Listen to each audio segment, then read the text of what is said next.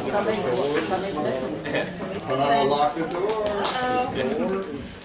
Hi, I'm Kirsten from Team True Grit, and we're here today to introduce you to our business, HipTrip. I love to travel. To me, there's nothing better than seeing a new city and really experiencing it the way locals do. I don't really like tourist attractions. I like divey bars and street markets. I like finding jewelry made by local artisans, and I really love checking out the local music scene in different cities. What I don't love is feeling duped by photoshopped pictures or reviews that may have been paid for. I really don't like reading review after review and visiting multiple websites just to try to determine the best places for me to stay and eat and shop and walk that are safe, but also meet my unique personality. And frankly, I don't have the time for that kind of research. It turns out that the average American spends over 20 hours just researching and booking an upcoming trip. And I'm not the only one who wants to experience a city the way a local does. 52% of travelers say they want their upcoming trip to feel like they're vacationing with a local in a local neighborhood. And like many of you, I travel a great deal for work. Last year, over 60% of business trips were extended to include leisure time. So what are we offering you today? We are using an on-demand service provider model like Uber, and we're pairing it with a highly personalized matching service like Stitch Fix. And we're providing an easy-to-use, affordable solution for travelers to book unique travel experiences. We are HipTrip, travel powered by locals. So you're probably wondering how HipTrip works, so I'm going to bring Kyle up to tell you just that. Thank you, Kirsten. So, what is HipTrip? We're going to walk through what it looks like at a high level today and give you more detail as we go on. So let's just take an example. We've got two young professionals that are traveling for business in, let's say, Austin, Texas. We'll call them James and Michelle. We call them Tripsters. They really love to travel, and every time they go to a new city, they like to check out the local experience, get a real feel of what the city's all about. In particular, they really like going to local parks and checking out the architecture. They like trying the most new opened restaurants before Google even gets a hand on it and says these are the places to go in the city. And they love the local music scene. But again, they don't have a lot of time to research all the different venues, who's playing that weekend that they're going to be there, and all these other little details of the trip. Luckily for them, in Austin, Texas, there's dozens upon dozens of HipTrip contracted employees like this one here, named Sally. We call them Trip Masters. These Trip Masters are versed on the city. They've been there a long time. They know the ins and outs of it, and they're up to date. Sally here, for example, is she's a restaurant critic. She knows the bar scene really well. She's got a big following on Instagram and is able to stay connected with everything that's going on all the time. So how does this user experience work? What we're providing is a service, a website, and an app. So here's what the app would look like. As the user goes through, you can select your dates of when you're traveling, select your destination, select how many Tripsters are joining you on your trip. In this case, it would be just the two. And then we start to modify and narrow down what the person is looking like out of their travel experience. We call these profiles. So here you have profiles such as the jet setter profile, which is if you just want to get away for a weekend and try a new experience in the city. We even have things like corporate rock star. So let's say you're taking out clients or customers and you want to have a more professional experience, and also have guaranteed reservations so you're not worrying the whole time and cat herding as you go through the city. If you need accommodations, we can even help with that. We'll search around with the events and the things that you want to do in the city and give you examples of Airbnbs, VRBOs, and hotels in that city and let you select from those. Then we'll have we'll call it a tag widget app on the phone where you can select from different options to give us a sense of what feel you're going for with this travel experience. This could be the things like from before with the newest food options, going through parks, etc. What the app does in the background is matches you with different trip masters in the city. So in Austin, Texas, we'd give you 4 different options of trip masters that we think are very like you and can help you with that itinerary. If you don't like any of them, you can also search for your own trip master. So this is where social media comes into play. Let's say you follow someone on Instagram and you really like how they explore their own city. You can find them on our website if they're a trip master, and you can ask them to make an itinerary for you. If you have special considerations, say dietary restrictions or you need wheelchair accessibility needs throughout your trip experience, These things take a lot of time to research online. So Kirsten mentioned 20 hours. This doubles it easily when you start trying to narrow down what places can I go if I'm in a wheelchair during my trip. We can help with all of this. And the plans are pretty cheap. They start at just $50 and go up from there based on the level of customization that you need, the length of your trip, and how many people are joining you on the experience. What you get at the end of the day is a custom-built itinerary for your travel experience. This is not a tour guide service, so the trip master and the tripsters are never meeting during this process. All the communication is just done through the app. At the end of the day, everything you have for that trip is on the app that you can flip through and figure out what you have for your travel experience. It's not, there's no obligation to do all of it, and the times are just suggestions. But it's that person's, that trip master's view of the best way to walk through that city. With that, I'll hand it over to Rena, who will talk about the marketing plan. Thank you, Kyle. So why the travel industry? Well, because the market for travel solutions is huge. In the U.S. alone, there were 2.3 billion trips taken domestically in 2018. So as travel becomes easier and more affordable, companies tapping into this market will experience huge opportunities for growth. Now for our competition. These are just a few of the companies that we looked into, with the first being TripHobo. So for this company, as a traveler, you would log on to their website and then you would select things that you're interested in. From there, TripHobo would send you a list of suggestions based on your interests. However, it's completely automated and it may or may not fall within your budget. Next, there's Google Trips. So what they specialize in, Google Trips can take all of your travel reservations that's sent to your Gmail account and consolidate it into a single trip. But then it'll just spit out an itinerary for you. So it probably doesn't even have anything to do with what you're interested in. And based on our research, we've read that it's not user-friendly at all. Then we have Airbnb. So I'm sure you guys are all familiar with this company, and they specialize in offering vacation rentals by owners. They have just started getting into the experience segment, so their local hosts customize experiences to immerse travelers into their world. However, you are not getting a customized itinerary, and those hosts are not, they are not, I wouldn't say experts in the area that they live in.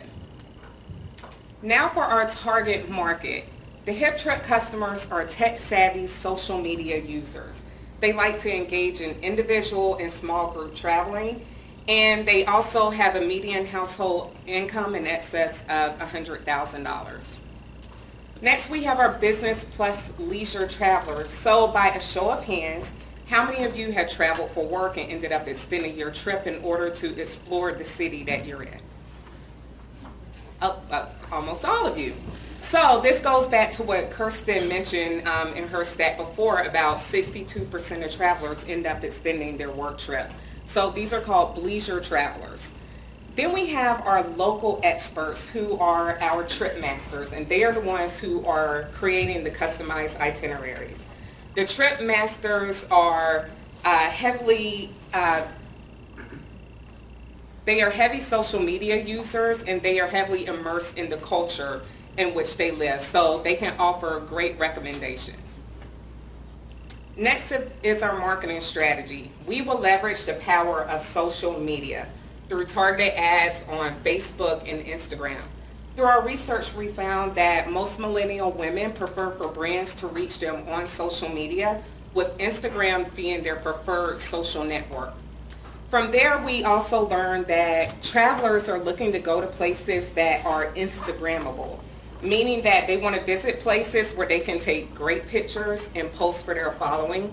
That in turn leads to their following wanting to book last-minute travel accommodations to those destinations in order to avoid fear of missing out.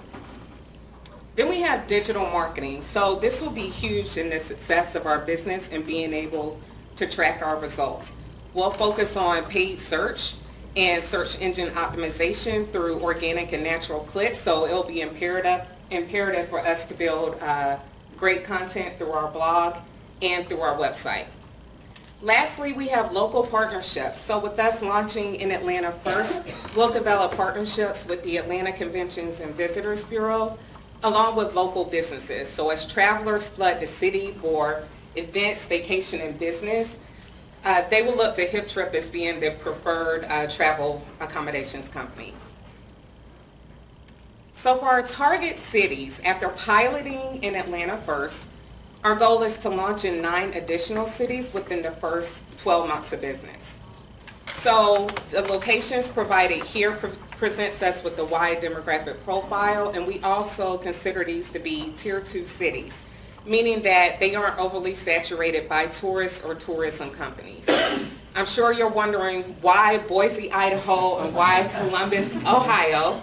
Well, this goes back to what I mentioned about leisure travelers. So through our research, we found that business is booming in these areas. You have a lot of people relocating here for business and a lot of people traveling there for business. So we definitely want to tap into that market. And again, they are Tier 2 cities. And so we also found that travelers are just as likely to visit urban destinations for vacation as they are a beach resort. Next, I'll pass it on to Brian, who will give you an overview of our management team. Thank you, Rena. So the company will be guided by the core business leader standing in front of you today, who will take us through the initial phases and the launch. After the first year, we will reassess our organizational structure and our personnel needs, and likely hire a few full-time employees, such as a sales manager and customer service representative. We'll also form an advisory committee and lean on them for recommendations to enhance our business. We will utilize the aggregator business model. In this model, the variable costs will be contracted out to contract employees, and the fixed costs will be kept low to maximize profits. So this is the same business model that Uber uses. So how this works is that revenue will come in through the sale of itineraries. We will pay the fixed costs, then pay 60% to the trip masters, and then keep the profits to reinvest back into the business. So in our forecasting model, this shows that after 2 years how our fixed costs are reduced after 2 years of heavy investment. And by 2022, we will have established a successful website and app. And then fixed costs will be reduced even further by year 5. Next, John will take us through the plan. Thank you, Brian. The following shows a summary over how our leadership team will intend to launch HipTrip over the next 2 years. We have identified 4 strategic areas that we will implement. It includes organizational development, the launch campaign, building a digital platform, and managing the business. For organizational development, through our business plan, we have created a team charter. We will create a core mission to keep our team in full alignment, as well as identify KPIs for our team to measure, as well as sourcing for trip master talent. For the launch campaign, we will be marketing initially in the Atlanta area, and then eventually slowly rolling to our other non-launch cities. For building a digital platform, not only will we create a website, but also a mobile application service for both our trip masters and our tripsters to use. And lastly, managing the business. We will continuously evaluate and minimize costs, all while ensuring a positive experience for our leadership team, our tripsters, and for our customers. Next, we have Maria, who will be discussing the financials. Thank you, John. Yes, Baby and I are going to tell you about the financials today. So we have our forecasted financials, and in our actual business plan, we forecasted 5 years out. But for today, we're just going to talk to you about our first 2 years of operations. And so what you're seeing on this chart here is revenue and cumulative profit from now until the end of 2020. And the way that we forecasted our revenue is we really looked at what we're investing in marketing, as well as the size of our sales staff in relation to what we think the market can handle. And we came up with an estimated sales of about 4,000 itineraries in 2019 and 12,000 itineraries in 2020. And when we calculated our break-even point, it was about 4,500 itineraries.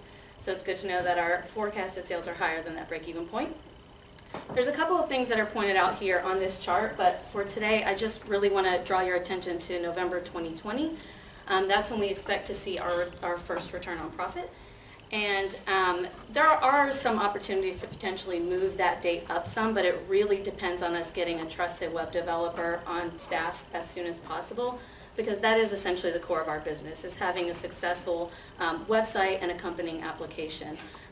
So we really wanted to be conservative with that estimate, just because we know it's foundational to how our business operates.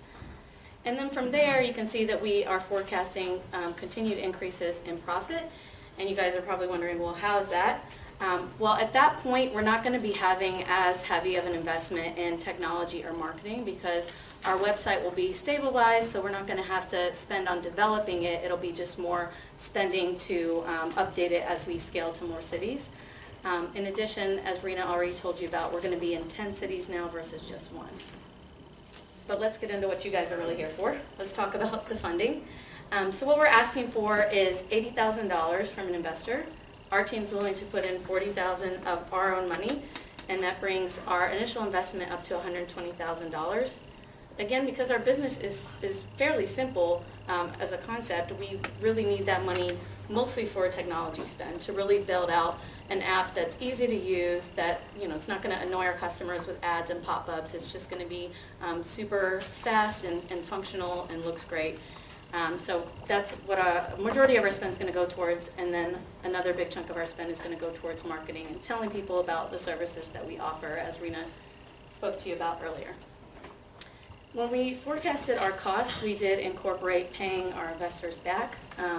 So we would expect to pay back $8,000 this year, $12,000 by the end of 2020, and then giving our investors back their original $80,000 by the end of 2 years in being operations. So what you're looking to get back as an investor is a total of $100,000 at the end of 2 years. So it's about 20% return on investment. And at that point in time, you can continue. You can either decide to exit or reinvest back into our business. So we'd be happy to talk about a deal structure at that time. But with that, I'm going to hand it back over to Kirsten to close us out. Maria. So HipTrip is all about providing travelers an easy-to-use and affordable solution to planning unique travel experiences. We have a service level agreement that a tripster will receive a unique itinerary within 48 hours. So before HipTrip, you would spend over 20 hours planning an upcoming trip that turned out to be ordinary, got you lost navigating a city, or had you stuck in tourist traps. With HipTrip, you spend less than 5 minutes. You get a unique itinerary that's built on your personal needs, your unique personality, and has a lot of local flavor. That's 20 hours you get back, and you can use that 20 hours to decide which of the next HipTrip cities you're going to go visit. We are HipTrip. We are travel powered by locals. Thank you.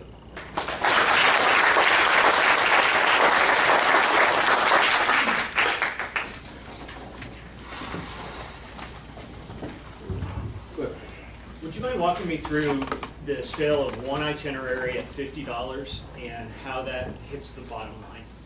At least earlier on for maybe year 1, year 2, because I know those fixed costs will change. Sure, so we'll start with, so a sale of $50 would be the basic bottom level package if you are going for like a 2-day trip and you don't have any extra customization on that.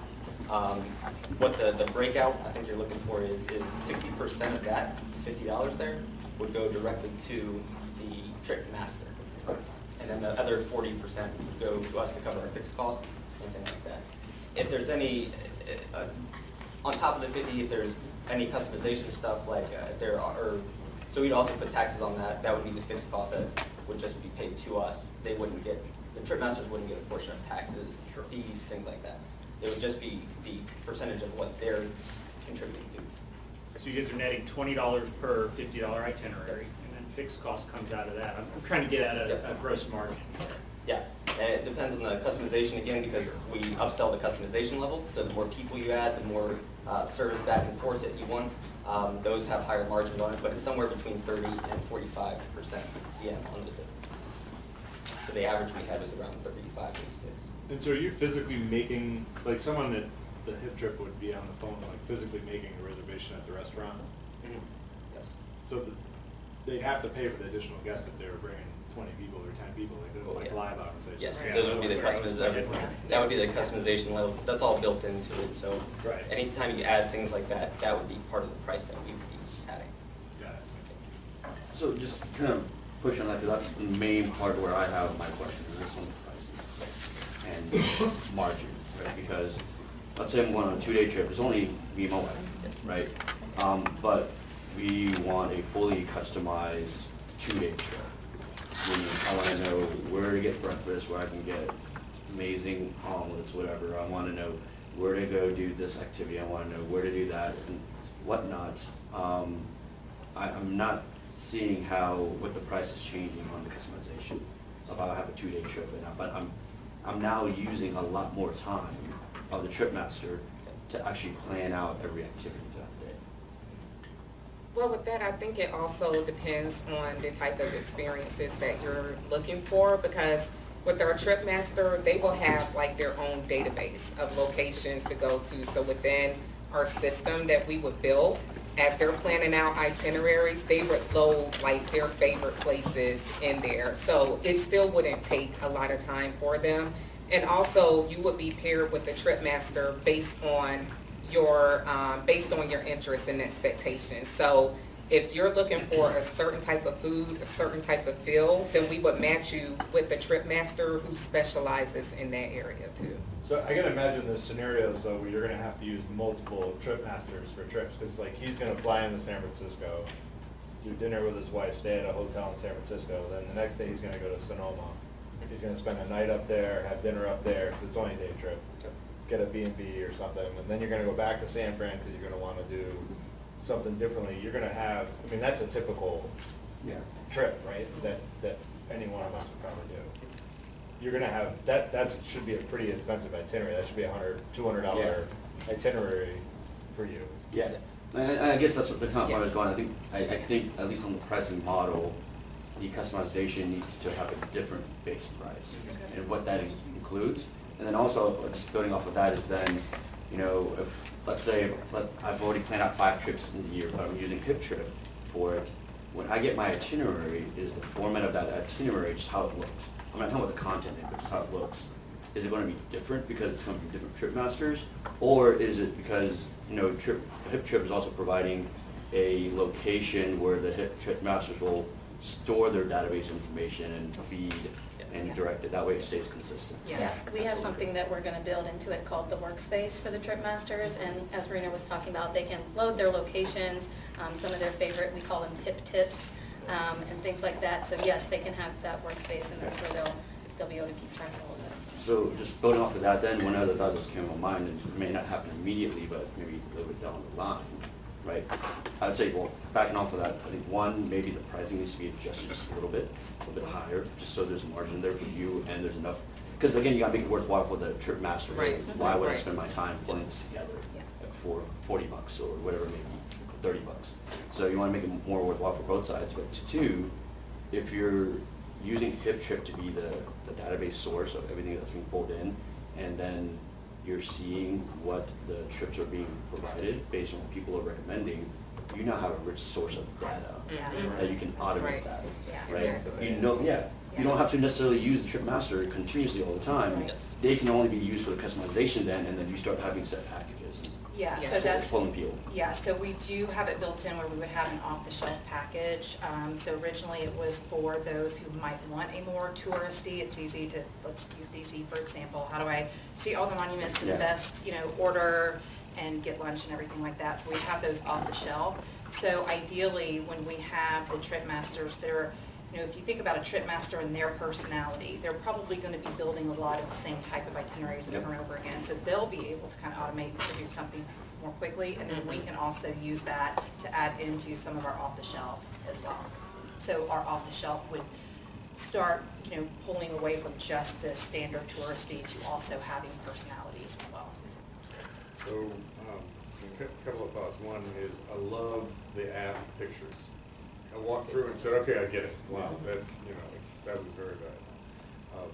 This may sound odd, but I think you're thinking way too small. Me too. So you're Way talking too about, hey, you're projecting, if the model's right or not, you're projecting you're gonna make 80 grand profit in the first year, you want 80 grand from investors, or this sounds like it's either a huge idea and your competitors are TripAdvisor, Google, that kind of thing, and it can scale like crazy globally, or it's a small little niche business that you make special through concierge service, so something a millennial wants, something that a boomer wants, and it's so good in the top 10 cities that then TripAdvisor has to buy you because you curated it so well. In both cases, you need to spend a lot more money, and you need to, you would go after those 10 cities right away. You go hire a couple trip masters, you pay them, it didn't matter how much money, they would create the best experience for people.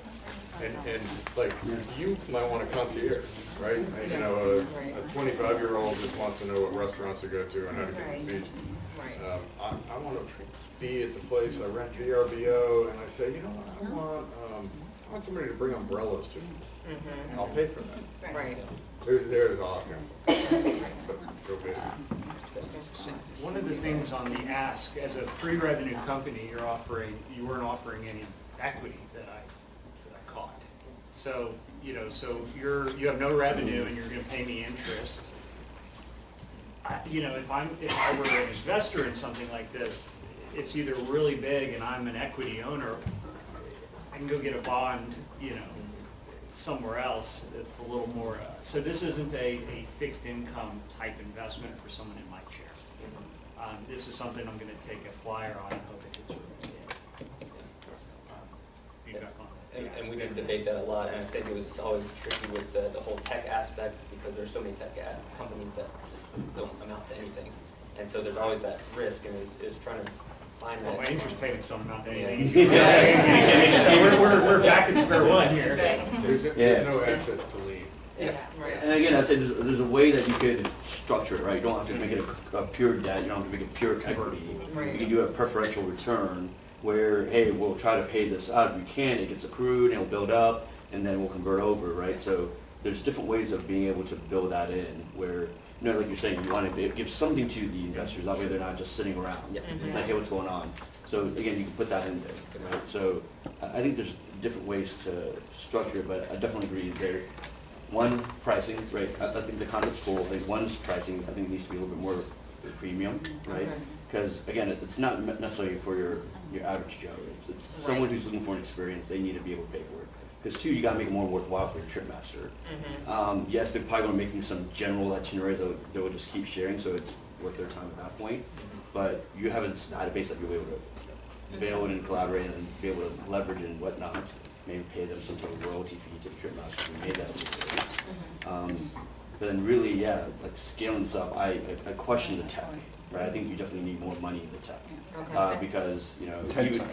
Yeah, like even though you now have cloud software and it's expandable to what you need, you definitely probably need more money in the tech build and making sure it's all working correctly and connecting the database and storage to how it's going to tie it to the app and the production and everything.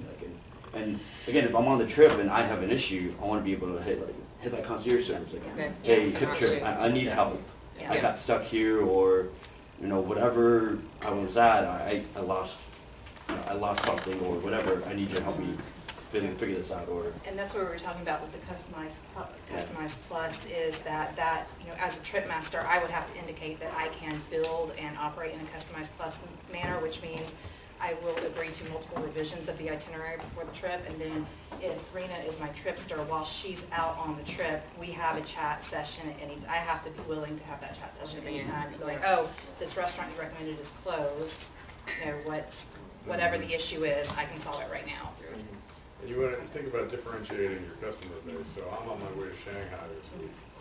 I've got an extra day. I don't have time to figure out what to do. I'd take somebody, a decent pop, to get me 3 things I want to do, Yeah. right? But if And make the reservation for it. and make it, and Yeah. yeah, and I need it to be close to the west and close to this business meeting, that's all. But it's a lot different than somebody who wants to figure out, hey, I want to get, I want to raft on the Chattahoochee. Right, right. You're done.